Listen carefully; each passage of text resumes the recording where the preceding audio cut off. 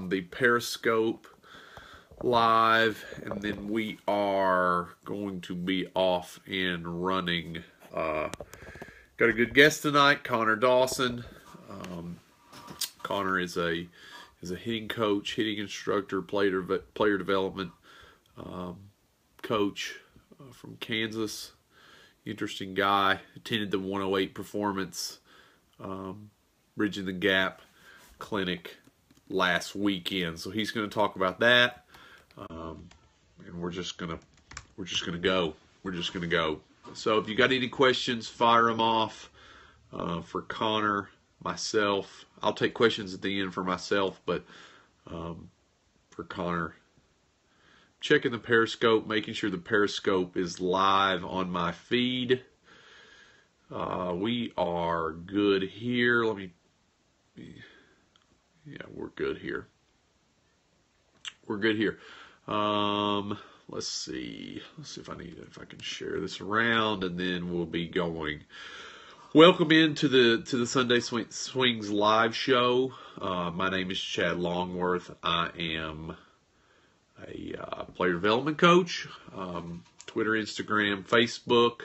The point of this show, many of you tuning in maybe not watched the show yet. The point of this show, we're going to have players, we're going to have coaches, we're going to have player development specialists on just to share ideas within the community to try to make the coaching community better. We're just trying to share and grow ideas. I'm going to have on people that I like. Certainly you're free if you want to be a guest on the show to email me, but for now we're going with people who I like. I've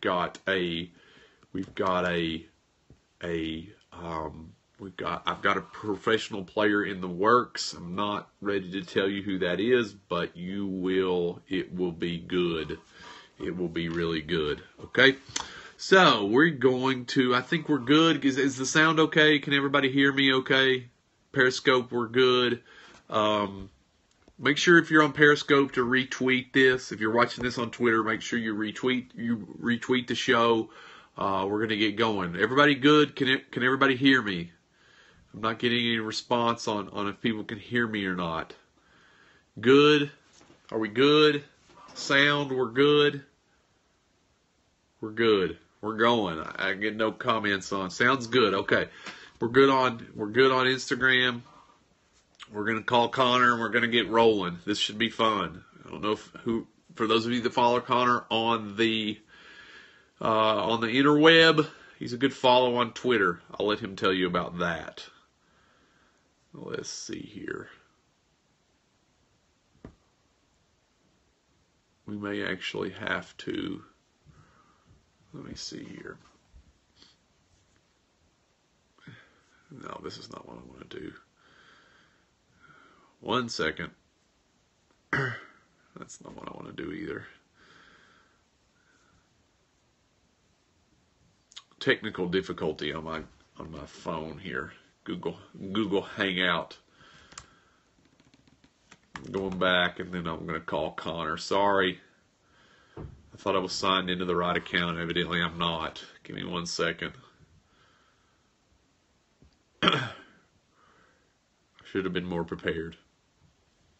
But that's the beauty of the live show.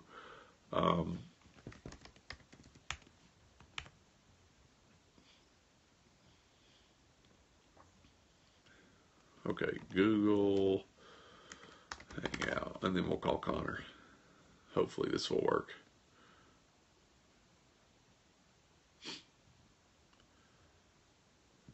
Come on, phone.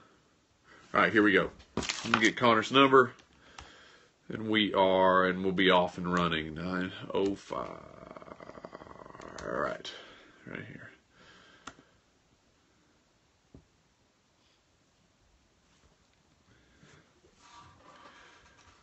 Make sure we got the sound. Hello? Connor. Chad? Connor, you got me? Yep, I hear you. You can hear me? Yep, I got you. Can everybody hear okay? We did a sound check, so we should be good. Connor Dawson, Welcome to the Sunday Swings live show. Take a minute, Connor, and tell everybody that's watching that may not be familiar with you and your work. Tell everybody who you are, what you do, and where you do it. Yeah, so for those who don't know me, my name's Connor Dawson. I'm out of Kansas City on the Kansas side. For those who are familiar with that area, I'm from Olathe, went to Olathe North High School. So I played ball at Neosho County Community College. Tore up my shoulder, had to stop playing, but kind of spent all my time there, and also after that, kind of learning the swing.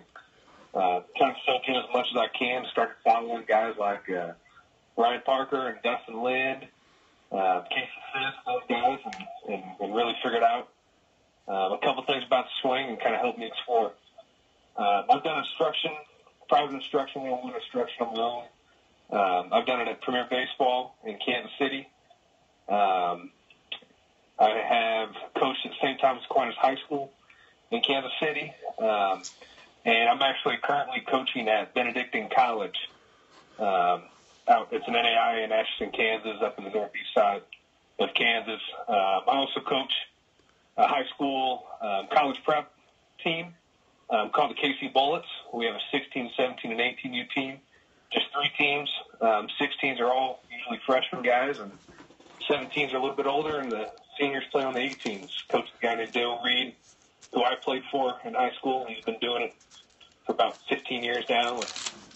You know, we get a lot of guys out to college, and we try our best to develop those guys, get them ready. So, you know, for those who don't know me, that's kind of a short, I guess, little synopsis of my life. Sure. You mentioned guys like Ryan Parker. You mentioned guys like Dustin Lind.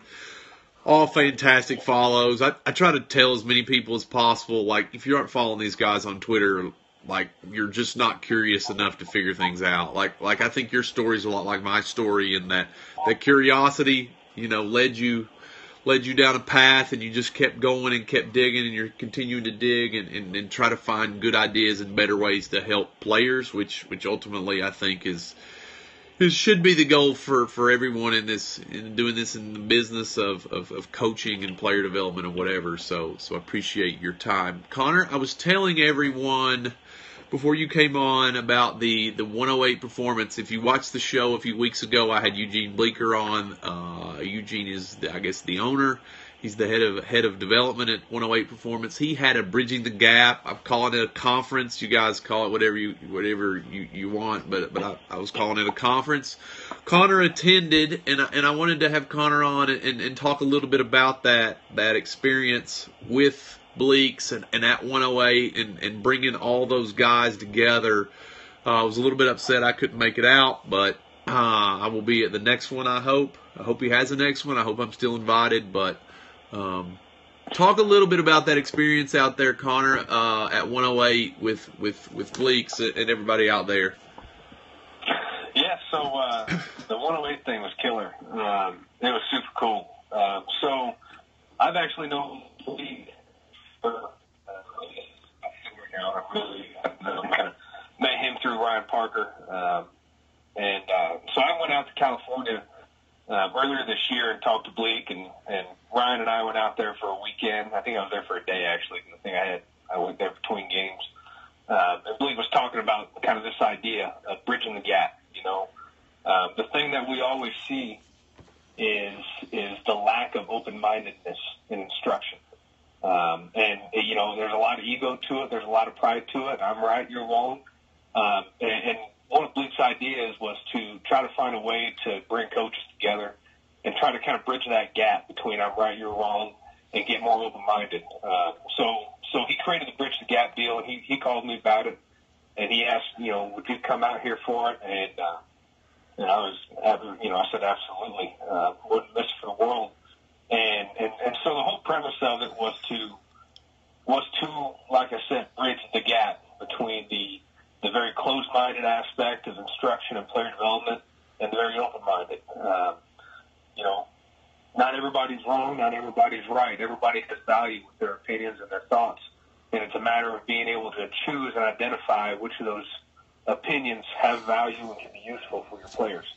And that was the whole concept of it. And, Bleak obviously gave a presentation. He talked about his time with Jake Marisnick with the Astros and how they kind of went through their process of development. Parker and I give a presentation about field work and kind of how we came up with some of our field drills that you guys see on Twitter. Let's see, the guys over at Blast Motion, they did a presentation about the different data and kind of not only how to use the data, but how it applies to different situations at the swing. Let's see, Trent Otis from Zona Baseball, he did a presentation about a team aspect, which is fantastic. He talked about vitals. They call them vitals. And the vitals are essentially kind of your daily work. They're the vital parts to your team offense.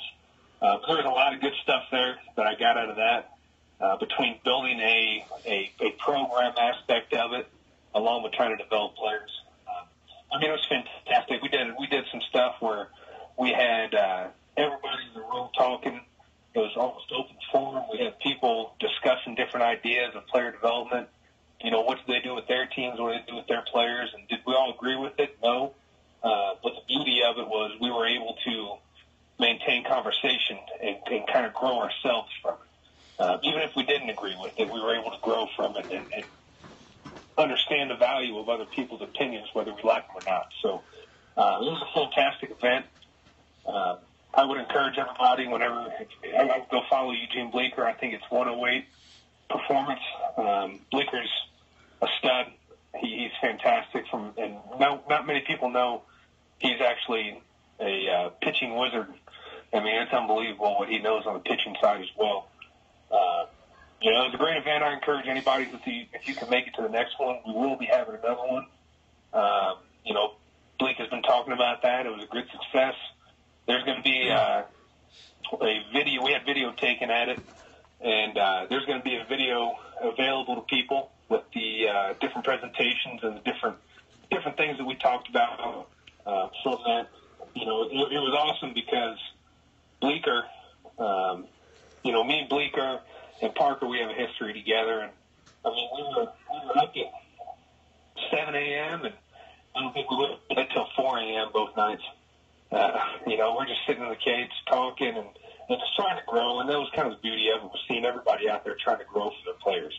And I don't know if it was about themselves, at least I hope it wasn't about themselves, and it seemed like everybody had concern for their players, which is great. For sure, man. So let's take this topic for just a second and unpack the open-mindedness piece of that. I think here's my stance. Certainly, we can do better jobs as coaches, sharing ideas, being receptive and open to new ideas, and seeing things maybe in a different light, in a different language, whatever it is.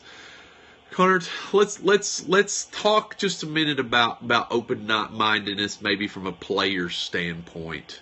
I think a lot of players sometimes, and this can go both ways. Okay, Bleeks and I talked about this a couple weeks ago, but let's unpack that just a minute about players being open-minded to finding new ideas from new people and not taking one way as the gospel, and then players then having the ability and coaches being receptive to the ability of players being able to ask questions or dig in topics. Maybe that's a better way to say it.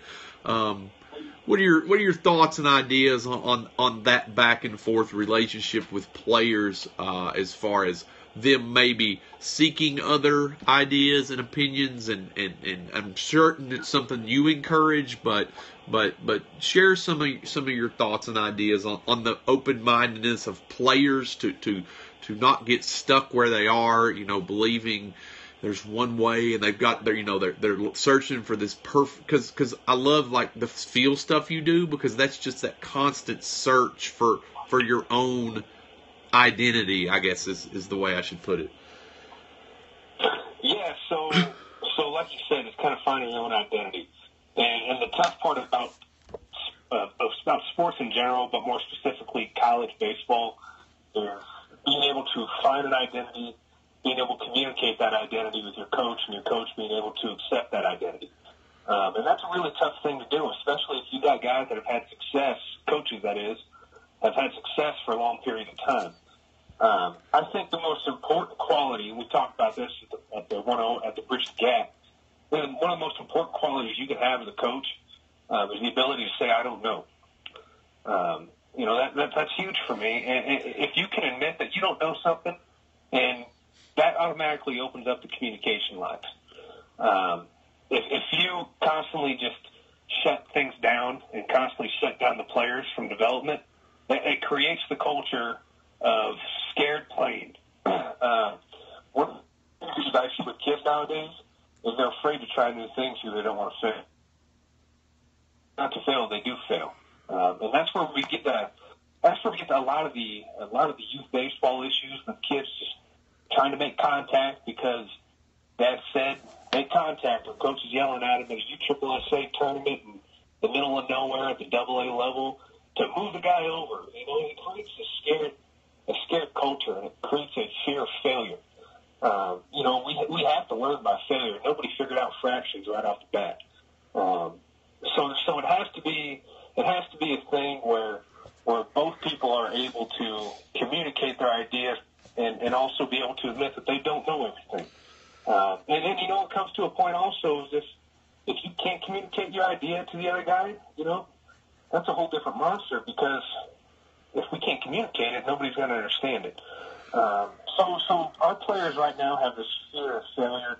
They have a fear of being open with what they want to do because they know that a lot of these coaches will just shut them down. And that's something that we as coaches need to really improve on. Like I said, I've done private instruction for a few years now in the Kansas City area. I have 3 teams of guys that I do some instruction with multiple guys on each team, but there's also kids that go to other places of instruction in Kansas City that don't necessarily do the things that I teach, and they're kind of the opposite of what I'm trying to teach, which I have to accept that in its own right. And I have no problem accepting that because the results are right there. And that's another thing that coaches have to understand is the results are going to be there, and you'll see if it works or not. A lot of times I see if a player fails, it's always the player's fault. It's never the coach's fault. The coach could completely change every single thing that player did, and it's still going to be the player's fault. But yet when the player succeeds, it's always the coach's. Coach, oh yeah, I built him that swing, and that's something that we really need to improve upon. The players are the ones doing the work. We have to be able to build upon each player as an individual. And it's possible to do at the team level. A lot of people say it's not, but it is absolutely possible. It takes a little more work, but it's possible. So that's got to be something that we improve on as coaches and players. And players can't be afraid to communicate what they want to say. If you're going to take a butt tune from it, take a butt tune, but be able to communicate it and at least try it. That's the best that they can do, and the coaches need to be open-minded as well. Like I said, don't be afraid to say I don't know. From a player and also as a coach, seek knowledge. Seek first and then understand, as Bleeker says. For sure. So I think, and I do private instruction. I do group training and private instruction also every day, and you get players from everywhere, and my most favorite players are the players that, and this certainly is on a team level, this certainly is on an individual level, this is certainly on every level of coaching and developing, helping players find and develop their talents, is the best relationships are the ones that are two-way. I mean, the great part about coaching and the great part about player development is the conversation that you have, the running conversation. I think the hard part in both areas, Connor, is players in today's game where they've come up through the system that is what it is now, is they're just so used to coaches telling them what to do that it's kind of like they're standing around all the time just waiting for someone to just tell them exactly what they need to do, and that somebody's got the magic formula, and they're just waiting for you to tell them, and they don't really know they should be So they should be looking for that. So what are your let's flip the script a little bit, Connor, and go from the team end of this, you getting back into coaching, and you're going to go out and you're going to recruit guys that maybe weren't given freedoms and they weren't giving opportunities to maybe explore who they are. How will you, and it may be something you want to talk about, but how will you encourage and foster that growth from a player or a young kid who hasn't been given the opportunity to say, look, man, this is like your thing. I'm here to support you in that, but you need to go and run and look and seek and find, and how will you approach that? Yeah, so like Bleecker always says this all the time: seek first, then understand. I'm not going to sit there and try to put kids in this mold of this shoebox. It's not fair to the kids. It's not fair to me. It has to be something where the kid has to want to seek that information and seek that knowledge. And I think that when I get a kid who has been coddled up into that shoebox his whole life as a baseball player, we have to have the ability to get him to step back. And sometimes that's something as simple as, like, hey, man, like, let's just try something different. Let's get weird. It's all about the way it's presented to the kids. Kids, again, like I said, they're afraid of failure. They're afraid of criticism. They're afraid of their coaches telling them to do something. We have to be able to present it in a way that gives the kid a little bit of freedom. We have to be able to empower these kids and then move on from there. I'm not going to sit there and tell some kid who's 5'5", 130, hey, dude, you have to hit on the ground. You better bunt. You better bunt. You better bunt. Like, it's not going to do him any good because the kid's going to try to shape his swing to accomplish his specific goal versus being out there and just playing. It's no different like people with two stripes. Everybody's got a different swing with two stripes. Why the heck are we using this different swing with two stripes when we just trained our best swing? Use that best swing for what it is. It just comes down to presenting the player with empowerment. Being able to empower that player for him to want to seek the information. It's all about the way we communicate. If we can't communicate it effectively, it doesn't matter if the player wants to be empowered or wants freedom or not. If we can't communicate it from both sides, there's an issue. It's a total double-edged sword, too. I can communicate it all I want, but if he can't communicate anything with me, then nobody's getting any work done. So it's something where I think the biggest thing is we need to instill guys with confidence first and let them know, like, straight up, like, hey, if you want to try some stuff, do it. You try to launch your leg kick, let's try it, Mom. Get your foot down early. Dude, I may not agree with it, but let's see what happens right here, So I think the way we communicate it to the players is a big deal, and the way we present the first impression of how we coach is a big deal as well. The first impression is going to give it all away. If on first impression you tell guys everybody's going to leg lift here, well, gee, maybe this kid don't want to leg lift. It's all about that first impression of communication.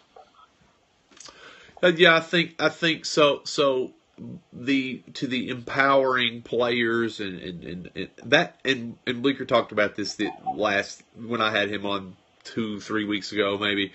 That empowerment, and people will say, well, Chad, baseball's it's a short-lived thing, but that empowerment makes them better men in the long run. Also, them being able to take ownership of their game, them taking responsibility for their game, them being supported by coaches, not supported instead of maybe. I don't know what the word exactly that I'm looking for is, but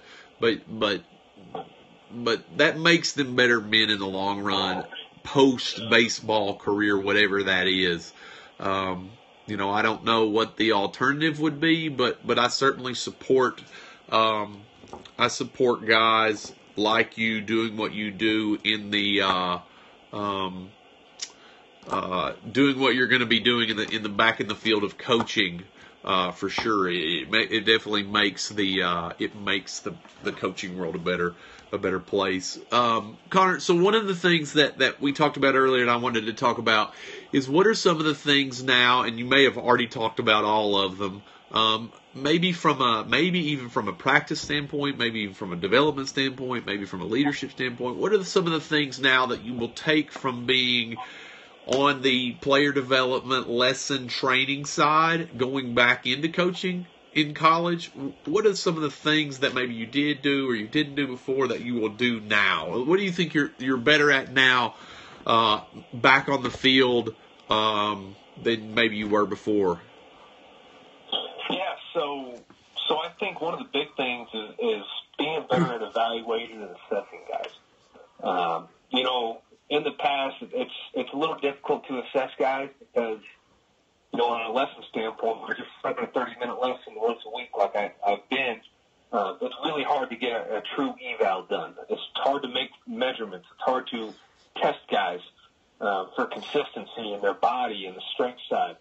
I think being able to carry the knowledge of physical assessment, physical evaluations, evaling and testing swing patterns, exit velocities, those things I think from a team standpoint are huge because for the whole offense, we're not creating a competition, for one, of who can get the highest gains and exit velo or whatnot.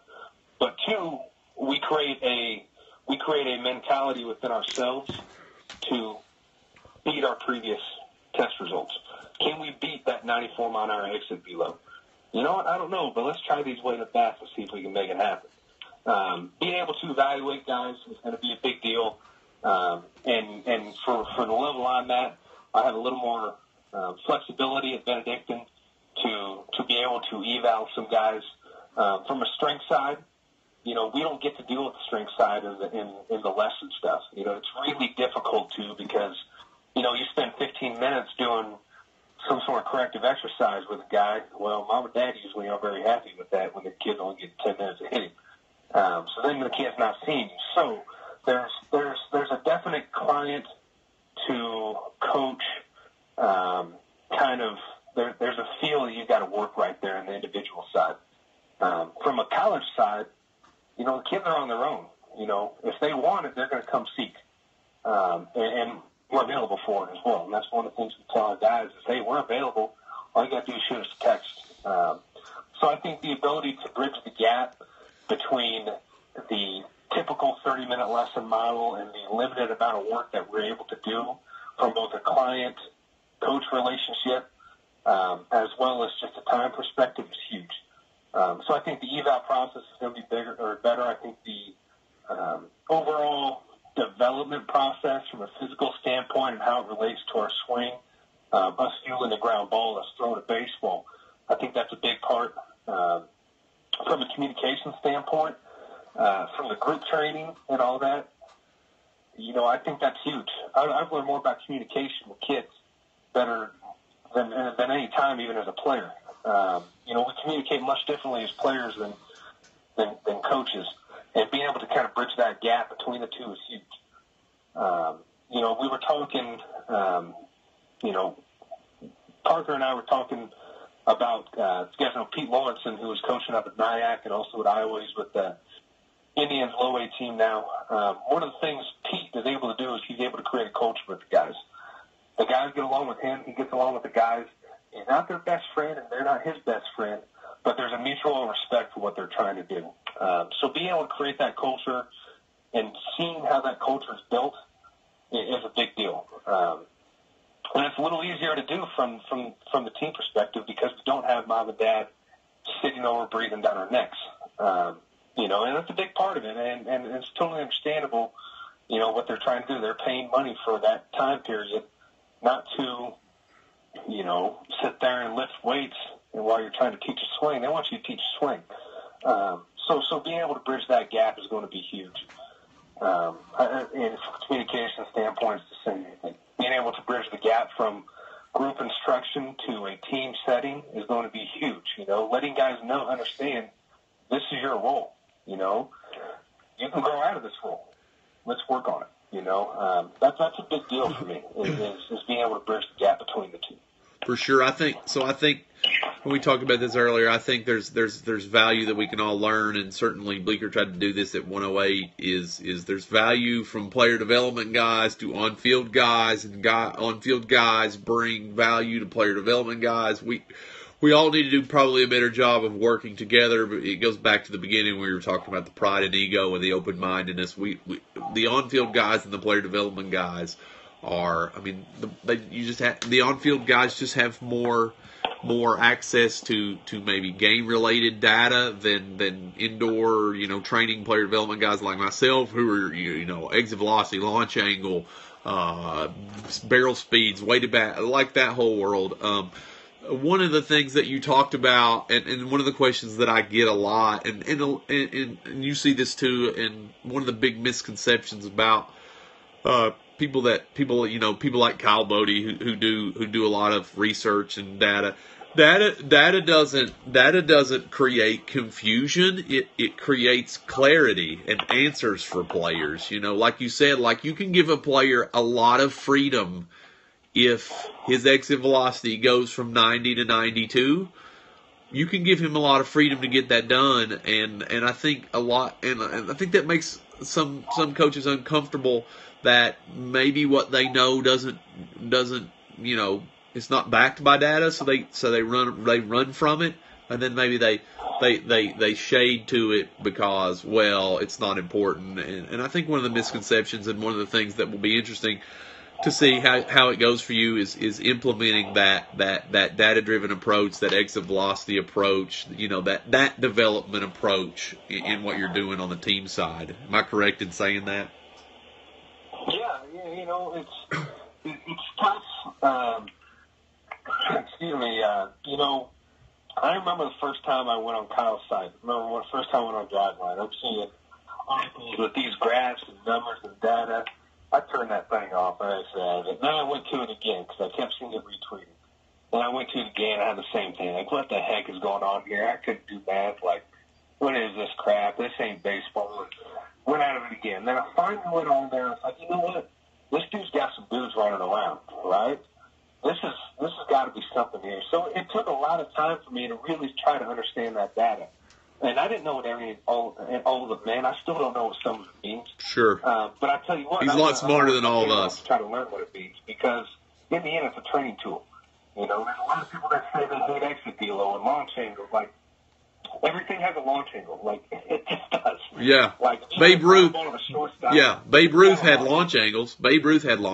Like, yeah, every ball that's ever been hit in the major leagues had a launch angle. So, like, if we can figure out and understand that the data is nothing more than a training tool, it's useful. If we can find a way to use that data to show guys, like, hey, dude, your swing is starting to improve. Your average launch angle is like negative 38, and now it's 10. Like, dude, we're seeing some improvement. Right. Your launch angle's a lot better based off of this flash motion sensor movement. Like, dude, we're figuring things out right now. This is evidence. Like, this is evidence that you're doing good things. Yeah, and that's the freedom. I'm seeing a batting average or an on-base percentage. Like, dude, like, you're hitting 350, man. Like, things are going well. Like, keep doing it. You're crushing it. Fist bump, walk away.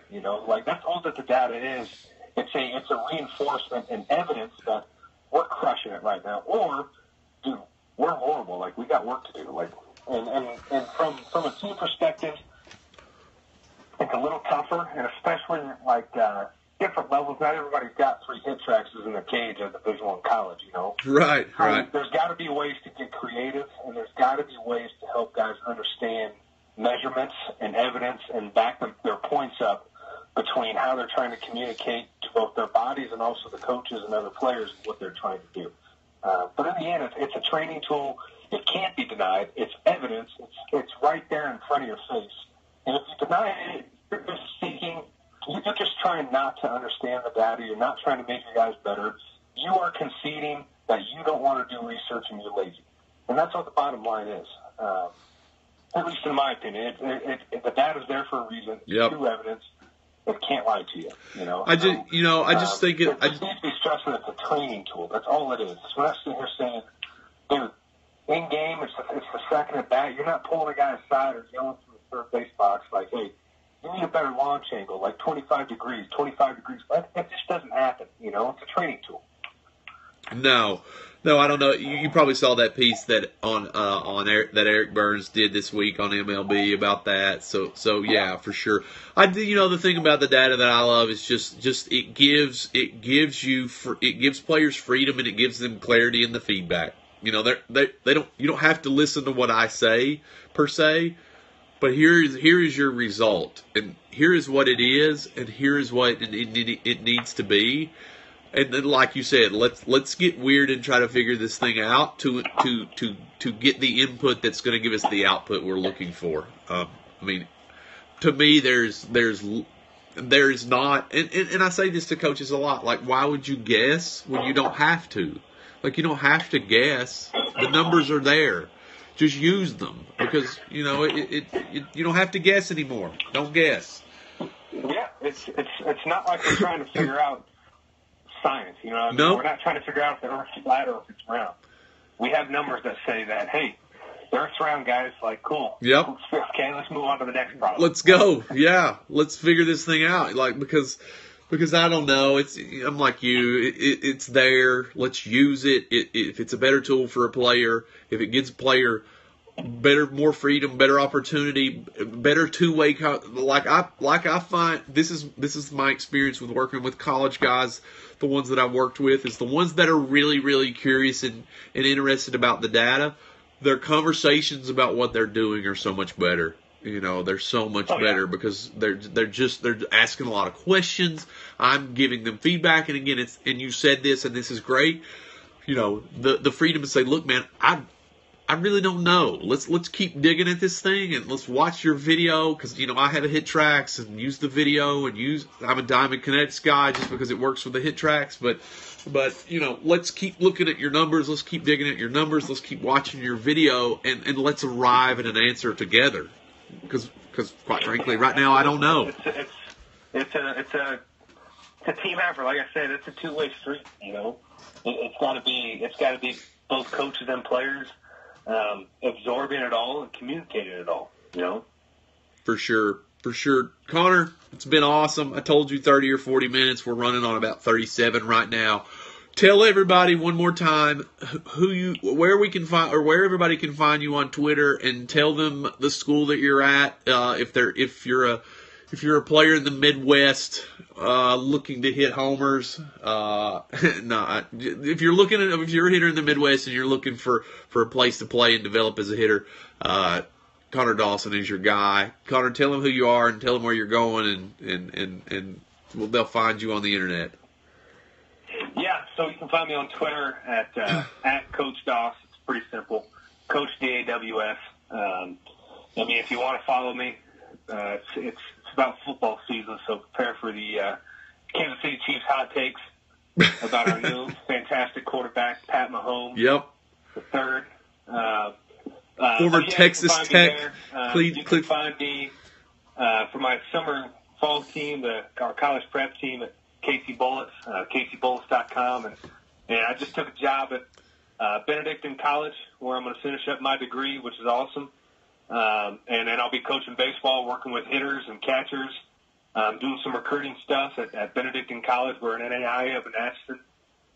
We went 35 and 20 last year. We're on year 3 of the program, or year 3 of the regime, I suppose. Coach is Anthony Everman. People probably know who he is. He's been around. He was coaching at K-State, Arkansas State, Virginia Tech. Garden City Community College.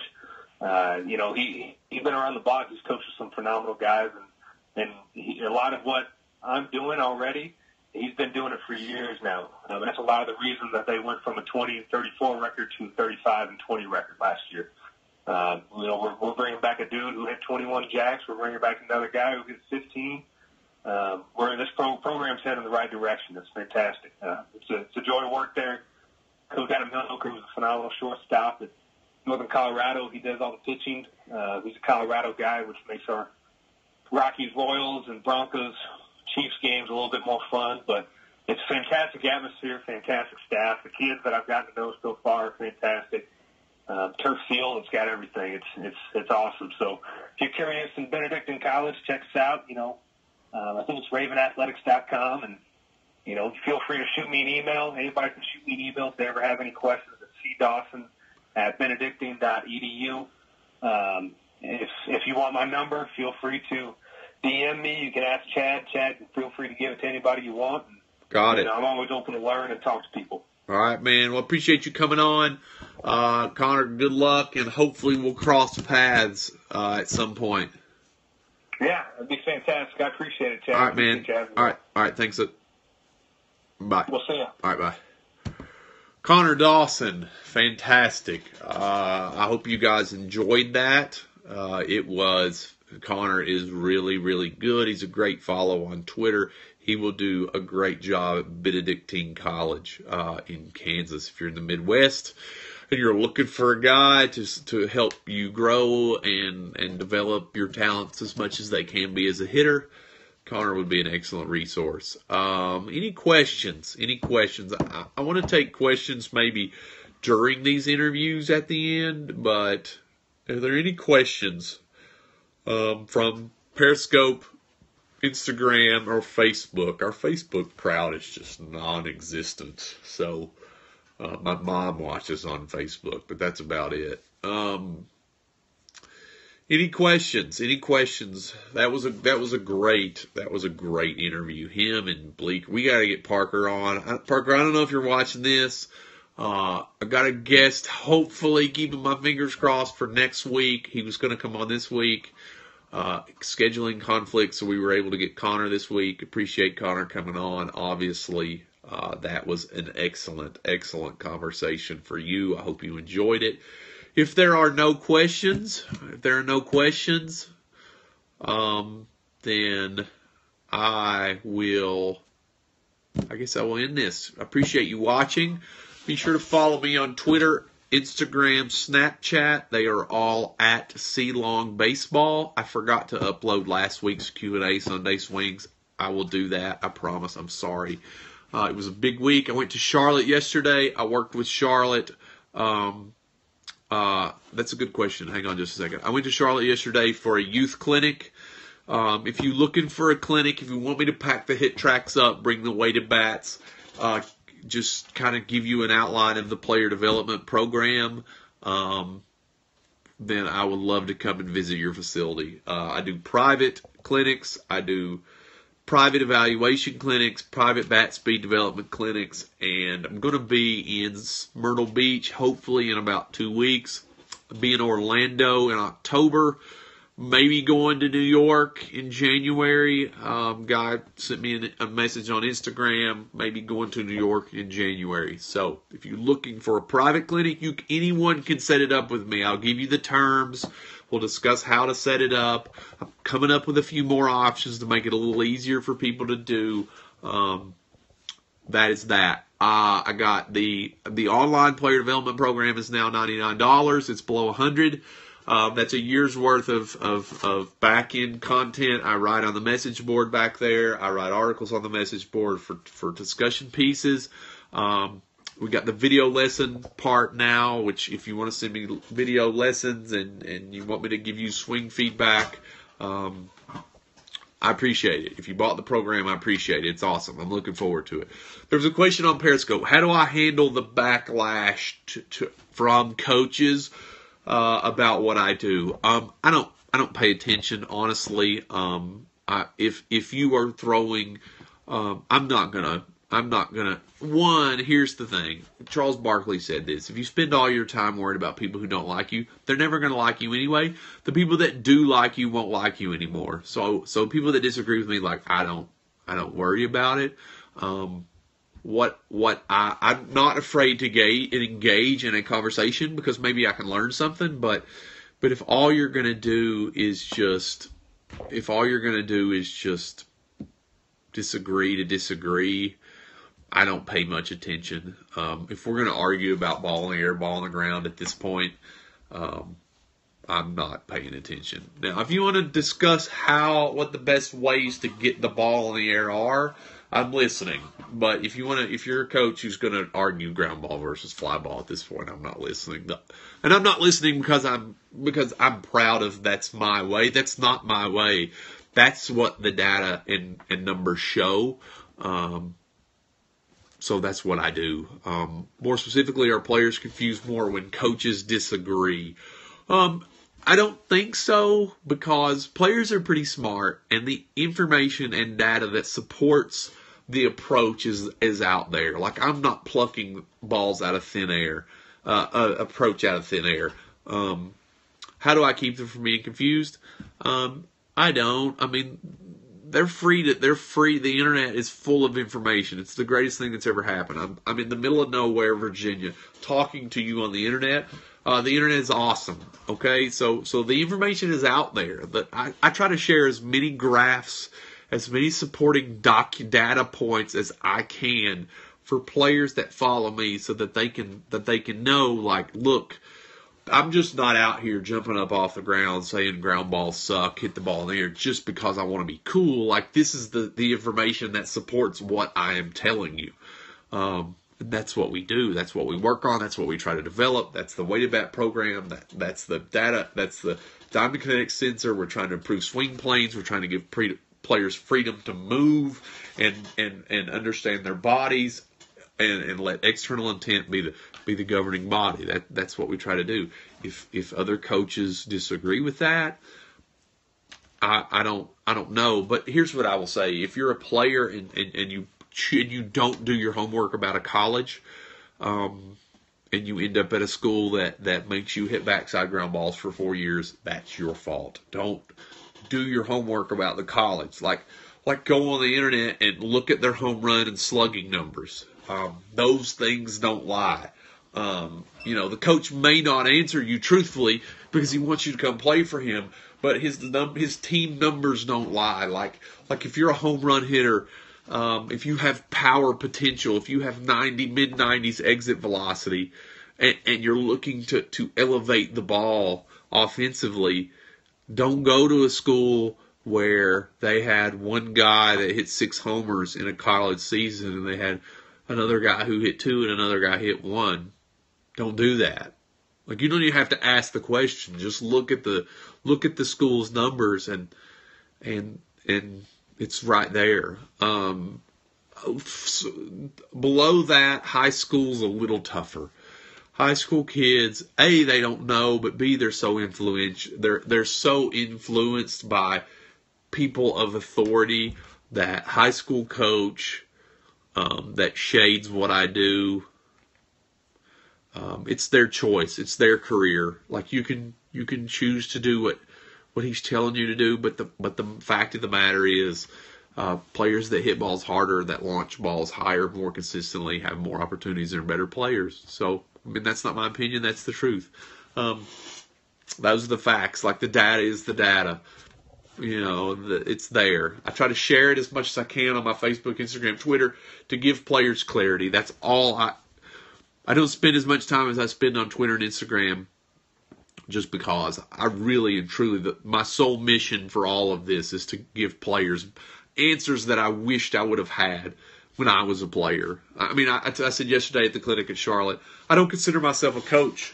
I don't want people to call me coach. I'm a player. I'm still a player. I'm a player that wants to help other players. So that's my opinion. A lot of times I find myself dropping my back shoulder in my swinging drills to help stop that. You got to understand the role of your shoulder plane. Dropping your back shoulder without a turn is a bad thing. As long as you're turning, reversing your posture and getting your shoulders on plane. Your shoulders go on plane with the pitch first, so if the pitch is going down, your shoulders have to go up as they turn to get your barrel to do what it needs to do. So the role of your shoulders is a little more difficult than just dropping it. Just make sure you turn. Any other questions? Questions, concerns, or regards? This is really good. This was really, really good. For all the people in the private program, again, I'm probably not going to go on there tonight. I've got to clean some work up on that private group. I need to do something else during the week to bridge the gap between Sunday and Sunday. I may do a Q&A show. Not exactly sure how I will execute it. I may film it and put it on YouTube, maybe. I'm not exactly sure. I'm still working on that idea to get you more content. But if you've got a good idea, then let me know. Shoot me a DM. I got open DMs too. Somebody asked about position of the radar gun. So I've got a guy now who's got a pocket radar. I'm going to be able to test radar positions with the pocket radar. I'm working with a kid now that trained at Driveline. College kid that trained at Driveline. He carries around a pocket radar, so we're going to mess around with it with the HitTrax. I've got HitTrax, so I don't fool around with radars very much. In hitting, I use them in throwing some. We got some cheap radars that we use for plyo-care ball work in our velocity development programs, but I'll get back to you. Just shoot me that in a DM in maybe a week or two, and I'll have maybe a better answer for you. I've said this: wherever you put it, just put it there all the time, because you don't need to pocket radar every session. You just need to pocket radar maybe once every week or once every 2 weeks, as long as you get. How often do you implement live hitting at bats during instruction? We do live hitting at bats once a week. We do in our lower classmen player development program and the upper classmen player development program. We do live at bats once a week, and it's good. It's good. It's a good learning experience for those kids. It's an opportunity for me to see them in live at bats. It's a good opportunity for them to see real time pitching. It's good. Once a week. We do it once a week. Those guys only train 3 days a week. So one of those days within their program, we have live at-bats for about an hour. It takes about an hour. Kids get 5-10 at-bats. It's good. It's good. Pitchers get to throw their pitches. We get live HitTrax. It's good. It's fun. It should be fun. I don't think the high school kids take as much advantage of it as a fun aspect. They don't know how to have fun. Ashton, the kid that I trained from Driveline now, we were talking about how fun Driveline is, what a great atmosphere Driveline is. And it's my goal to provide a good atmosphere, but just high school kids oftentimes they don't even know how to have fun. Like they don't know how to joke with each other. They don't know how to interact with each other. They don't know how to compete with each other. They just They have one at bat and they want to go sit in the corner the rest of the time and pout. Like, come on, dude, get in here and hit a homer. But yeah, we do live at bats once a week. Any other questions? Nope. Appreciate you watching again. My name is Chad Longworth. Follow me if you're watching on the other platforms. If you watch this back on YouTube, these things post on YouTube. Go watch my YouTube channel. Go watch the ones with Bleecker 2 weeks ago. It's awesome. Look me up on YouTube. It's just my name. You can find me on YouTube. Appreciate you watching, and I will catch you next week.